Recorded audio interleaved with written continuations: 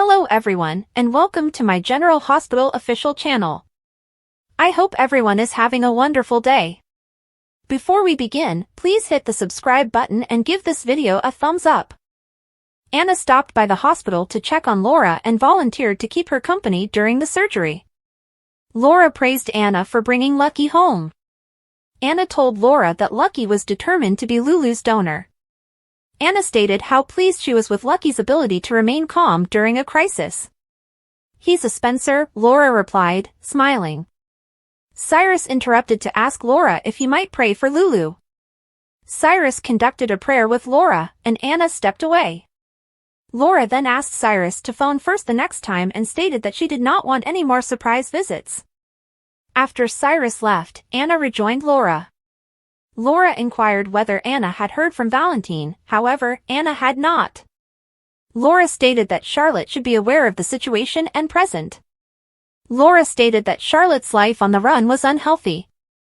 "The more I think about it, the more angry I am at Valentine that he took her," she said. Anna pledged to find Valentine and return Charlotte to her family. Heather felt grateful to have seen Stephen and Elizabeth outside of Pentonville. Liz embraced her brother. Heather found it ironic that she and Stephen were being released from prison at the same moment, but he revealed that he had been out for a few months. Heather asked why he hadn't told her, and he reminded her that they hadn't communicated in a long time. Liz had to return to work, but Heather already knew where she wanted to go with Stephen. Love General Hospital, B&B, Days, or other soap operas? Join the debate on our SC forums.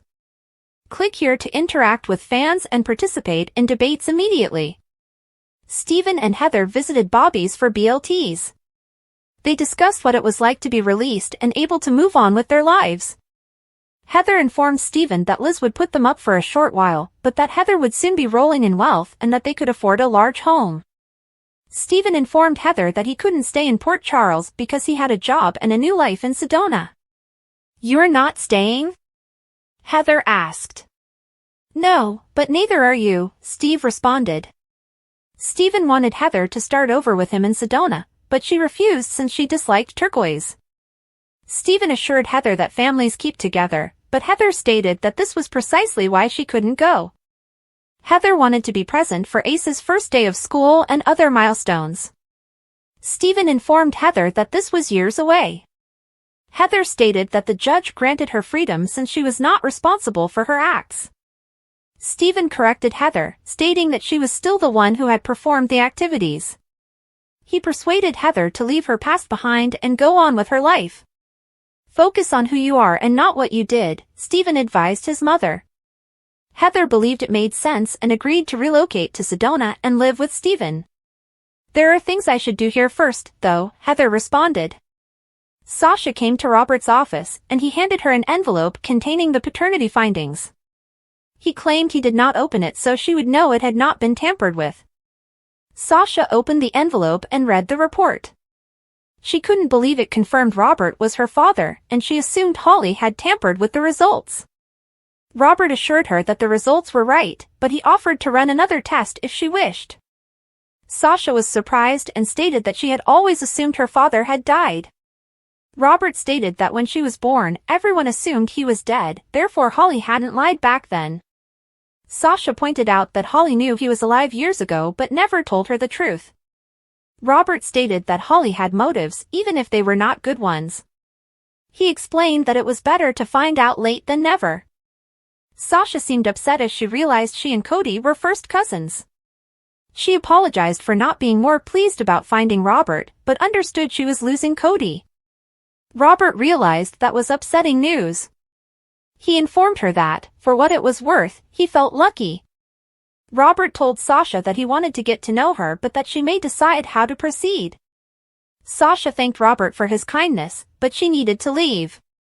Diane met with Alexis at the hospital so that she could be close to Sam while also keeping her mind occupied while the operation was underway. Alexis told Diane about Molly and Christina's argument, and Sam fled because their conduct was toxic. Alexis remarked that Rick's defense of Ava was exacerbating the situation. Diane was devastated when Alexis informed her that Rick had vacated Heather's sentence and she would be released from prison that day. Alexis updated Diane on Christina's encounter with Rick and Ava at the restaurant. Diane agreed that Rick would use it against Christina in court, but she was confident that Alexis would have Christina prepared to testify. Alexis inquired about Diane's current circumstances. Diane told Alexis. Robert stated that he had no romantic interests for Holly, therefore Diane didn't mind that she was in town. Diane was confident that she and Robert would be going strong long after Holly departed Port Charles. Diane mentioned that she spotted Holly with Sonny, which astonished Alexis. Alexis was unaware that Sonny and Holly knew each other. She prayed Sonny had the foresight to say no to whatever Holly was planning. Nina was on a business call in her office when Sasha entered. Nina could sense Sasha was furious and hung up the phone. Sasha admitted she had been lying to Nina for a long time. "I told you my mother was dead, but the truth is, I only wished she was," Sasha exclaimed. Sasha was amazed Nina didn't despise her. "If I could get past you claiming to be her daughter, I can get past this," Nina said me. Nina questioned why Sasha was admitting now. Sasha informed Nina that her mother was back in Port Charles and that she was Holly Sutton. Sasha stated that a DNA test had recently revealed that Robert was her father and Cody was her first cousin. Sasha wondered whether this was all karmic vengeance for claiming to be Nina's daughter. Nina claimed she had done worse, but they had both changed. Nina claimed Sasha was avoiding giving Cody the truth. Sasha felt it would be terrible to tell him. Nina agreed it would be difficult, but delaying informing Cody made it worse. Anna approached Alexis in the hospital and inquired whether she had heard from Valentine, but Alexis had not. Anna revealed that she was trying to locate him for Laura. Alexis stated that she would examine Cassadine Holdings as soon as possible to see what she could find out. "I think Laura is correct. It is time for Charlotte to return home," Alexis agreed. Diane entered Robert's office and inquired as to his well-being. "I feel like I've been kicked in the gut by a Roo," he remarked. Robert admitted that Sasha Corbin was his daughter. She believed her father had died. "Her mother has recently stated that this is not the case," Robert explained. Diane wondered who Sasha's mother was. Robert admitted that it was Holly. Cody entered the stables as Holly came downstairs. She admitting to poking her head into his room to see whether he was home. Holly informed Cody that they have something in common, the Ice Princess jewelry. "What do you know about that?" Cody asked. "I stole it," Holly told him. Cody reported that the robber had been tracked to a cabin where there had been an explosion. "You look good for a crispy critter," Cody observed. Holly claimed the diamonds were far more trouble than they were worth, but she had no idea if they had vanished. Holly questioned how Cody could be content as the Quartermain's stable boy. She promised to make his wishes come true and told him about a poker game with a millionaire.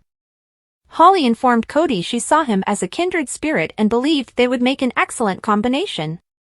She explained that the poker game was a two-person job. They discussed how they would split the winnings, but Cody objected. Cody stated that his life had transformed and that owing to an amazing woman and discovering that Mac was his father, he now had all he needed in Port Charles.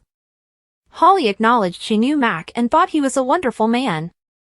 "I've disappointed him one too many times already and don't want to again," Cody told me. Holly informed Cody that Mac would never need to know and that the job would take a month. Cody did not want to lie to Mac or anyone else, so he said it was a hard pass. Holly warned Cody that he was walking away from more than $1 million. "I hope she's worth it," Holly said. As Sasha approached the door, Cody told her she was worth everything. "What are you doing here?" Sasha spoke to Holly. Sasha told Holly to leave, and she did. Cody noticed that Sasha obviously knew Holly and begged to be filled in. "That woman was my mother, and something is very, very wrong," she added. At the nurse's station, Elizabeth described how Stephen arrived in Pentonville. Liz mentioned that Heather wanted to have a BLT, and Stephen wanted to talk to her alone. Liz stated she doubted Stephen would stay in Port Charles because he had started a new life in Sedona. "Seeing him today, I got the feeling he was here to fix things," Liz told me. Liz was relieved that Stephen was in town and could deal with Heather. What about when he leaves? Terry inquired. Stephen and Heather found Elizabeth in the hospital. Welcome back to General Hospital. Liz said, I still can't believe you're here. Heather informed Liz that they wouldn't be staying long and had some wonderful news. Heather begged Liz not to take it personally, but she was leaving her after all. My son is taking me with him to Sedona, Heather revealed. She informed Liz that they were coming to say farewell. Laura stepped out of the elevator before Liz could react, and Heather went up to hug. Her character has been mentioned several times since then, but she has yet to appear to trade barbs with Tracy, her sister-in-law. According to Closer Weekly, the actress is doing her best to recover from her injuries, but it is harder for her to get around at her age. She's doing okay considering the circumstances, and at least getting out and meeting friends. However, although she'd be welcomed back to the show with open arms, the site's source continued, it's unlikely she'll ever return. What's next? Sam's loved ones will have to deal with the grief of losing her after this transplant. Because Molly Lansing Davis and Christina Corinthos Davis did not show up at the hospital to support Sam, we anticipate that decision will haunt them in the coming weeks. Christina and Molly's farewell encounter with Sam caused strife rather than the family togetherness Sam desired, so her sisters will have to live with it. Of course, those who gathered at GH, such as Scout Quartermain and Danny Morgan, will shed many tears.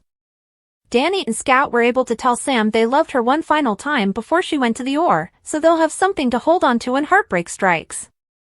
According to General Hospital spoilers, Sam's awful conclusion will continue to create ripples in the soap world, so stay tuned for more terrible news. CDL will have more scorching General Hospital spoilers, predictions, news, and updates to read, so make us your go-to-GH destination.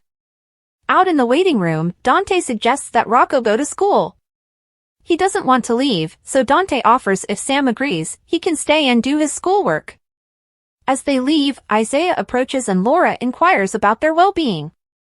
They discuss the hazards, but Laura assures the doctor that if he gives her the opportunity, she will succeed. Rick sits with Heather in the jail conference room. She regrets missing Alexis and expresses a desire to win something. Rick informs her that the judge has vacated her sentence. She's going free. She's stunned. Are you messing with me? There are no halfway houses, parole officers, or ankle monitors. Nothing. She's completely free. Heather stands up, shouts, and hugs Rick, thanking him sincerely. She plans to make the most of her second chance. That's excellent, but the hip settlement may take some time to arrive, so she'll have to sustain herself in the meantime. She does not want to think about that right now. Fine, but she needs to find a place to stay. She names Laura or Alexis, but Rick argues they are both going through a crisis and are connected. GH's Rick sits patiently at the prison table with Heather, studying her with folded hands while she speaks. Think. Is there anyone I can call? Liz tells Portia about Heather and asks if she can help. If Plan A fails, I may take you up on that offer. Liz wonders what Plan A is. She does not receive an answer because Portia insists that they focus on the transplant rather than Heather. Curtis is taking care of her. Liz warns her to be cautious. Isaiah comes over to help himself to some Eckerts, but is called away before he can finish his meal. Brad wanders over, agreeing to hold one for the doctor, then informs Liz and Portia that he needs to leave his work early to attend a baseball game. Liz is stunned, but Brad makes a veiled remark to Portia, who looks unwell and encourages him to have fun. Liz from General Hospital frowns as she glances up at Portia. They're discussing about Brad when Lucas steps in and cracks a joke about Brad's pastries, prompting the crew to forget about him. In his office, Curtis meets Steve as Heather Weber's prodigal son. Steve informs Curtis that he is no longer a doctor and inquires as to why he requested an in-person appointment. He doesn't want to remain long. Port Charles has a lot of negative memories. Curtis informs him that when Steve departs, he wants him to take his mother with him. I was really hoping this trip had nothing to do with Heather. Curtis updates Steve on Heather's release. He stands up, shocked. What do you want from me? Curtis simply wants him to take Heather far away from Port Charles, but Steve refuses. Curtis claims he'll make it worthwhile. Steve isn't sure he could get her if he wanted to. He can't get her out of Port Charles.